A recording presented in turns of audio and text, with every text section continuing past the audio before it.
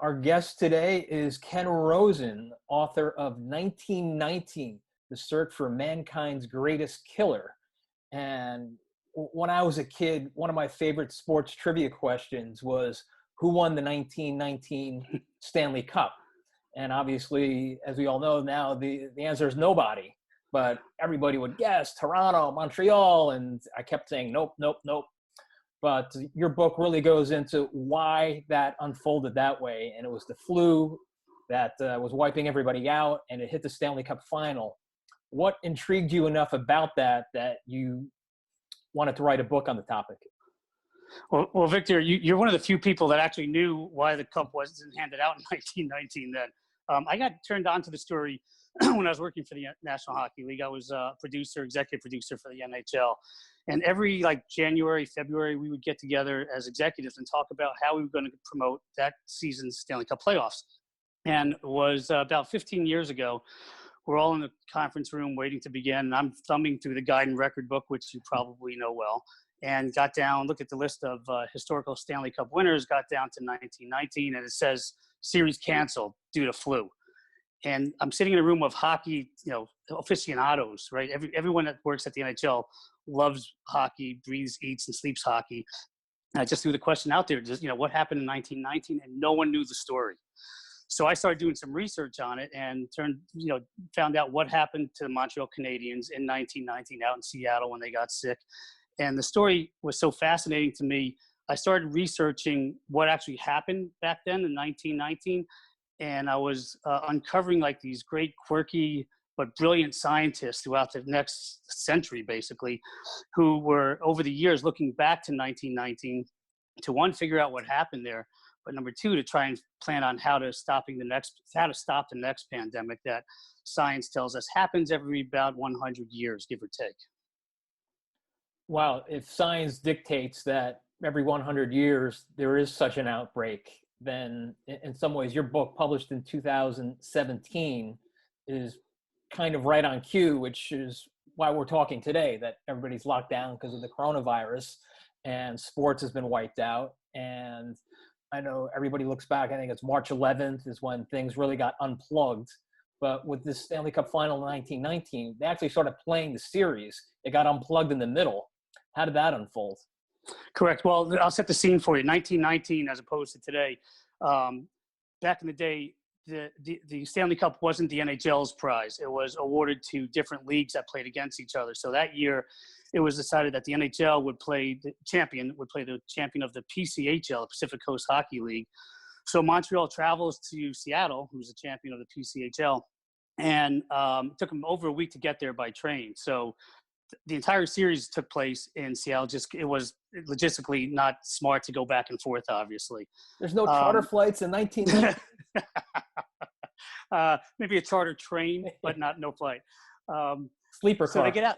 Exactly. Big sleeper cars for these guys. But they get out there and they play five of the games. It was supposed to be a 5-game series, but one of the games ended in a tie. Multiple overtime game. They just called it because of lack of light. Actually, the series was held outside at the time. About 3,500 people sitting in stands, so it was really a different period.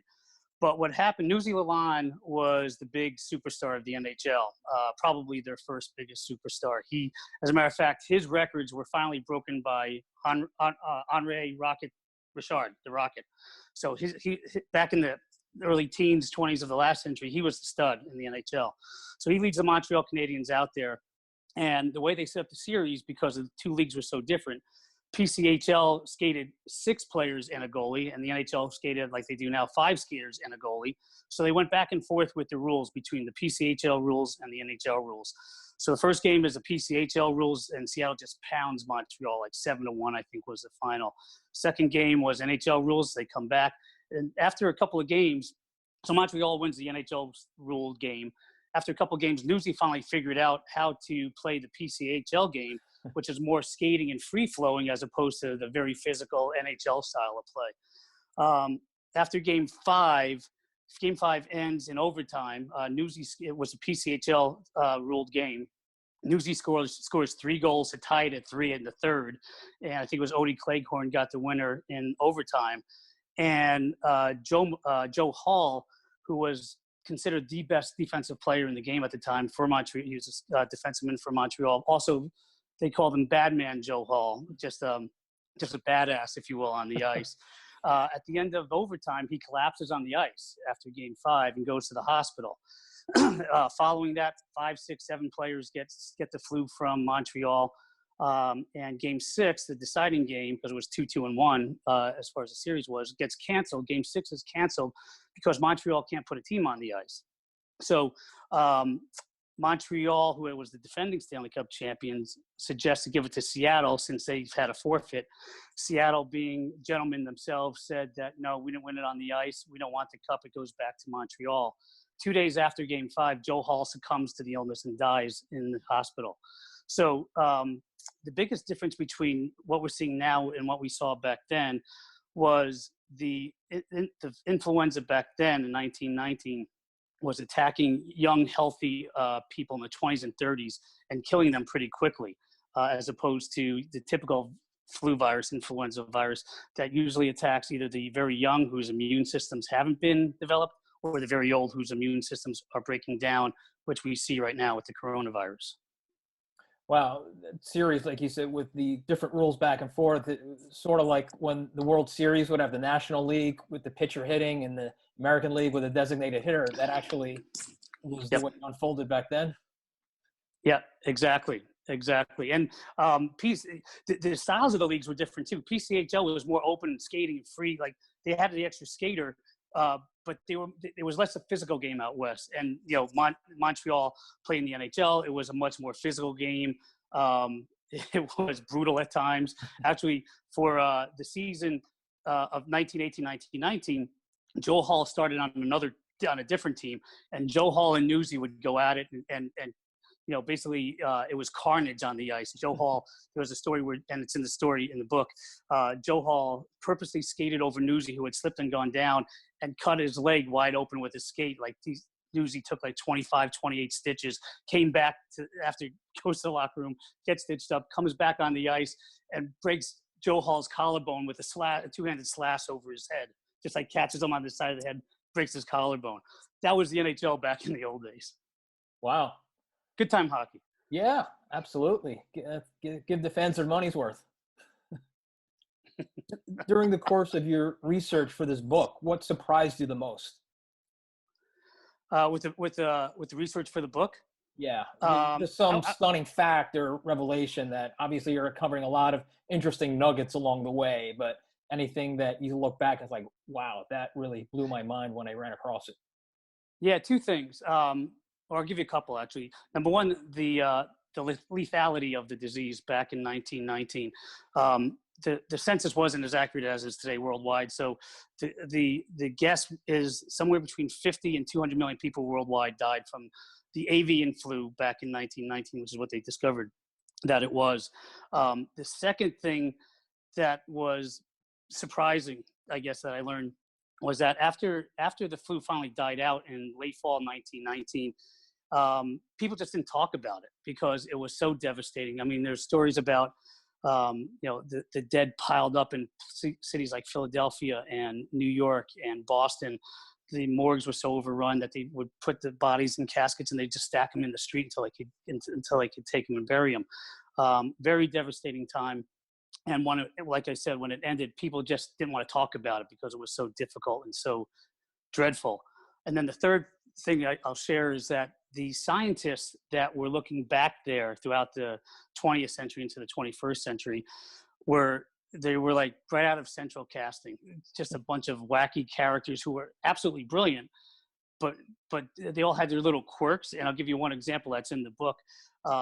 There's a very critical scientist by the name of Dr. Carey Mullis, Mullis, who invented something called polymerase chain reaction, PCR. And what that simply does, it allows doctors to take a strand of DNA, multiply it, and then manipulate it. So that happened in like the 80s or 90s, if my recollection is correct.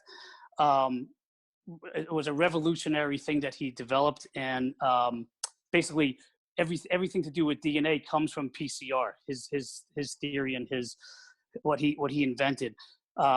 So Dr. Mulis's quirky thing is he claims to have we went to Berkeley University in the 60s, claims to have dropped more acid than all of his classmates put together, and had a extraterrestrial meeting with a glowing raccoon one night. So, you just can't make this stuff up. That's Dr. Mulis, and there's a bunch of a number of characters throughout the book that bring the story to present day to show you that explains what science and what medicine has been doing since 1919 to figure out what happened then and make sure we don't have to have another experience, which is unfortunately happening right now. Given the amount of research you had to do to write your book, how does that shape the way you see some of the things unfolding in the news today?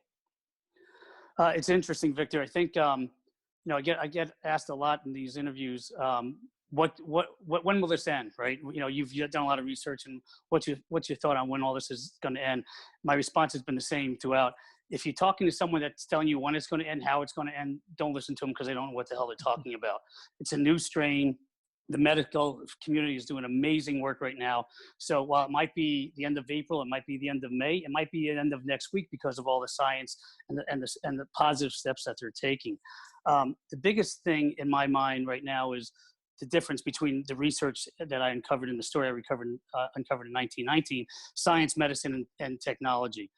You have people in the Mayo Clinic talking to people at the CDC, like on an hourly basis, where back in 1919, the form of communication was the telegraph, right?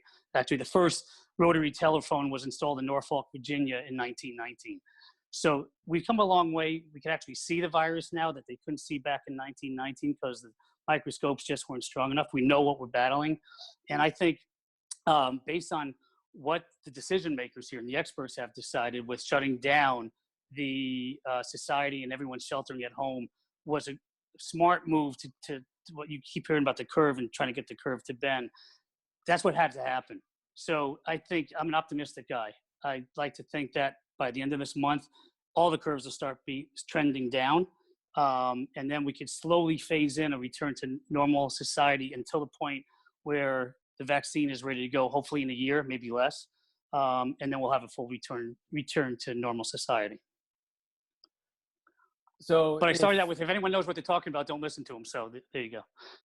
Great. Thanks very much for joining us here today on the post game. Once again, the book is 1919, The Search for Mankind's Greatest Killer, published in 2017. Absolutely relevant today. The author is Ken Rosen. Thanks for joining us today, Ken. Thanks, Victor. Appreciate it.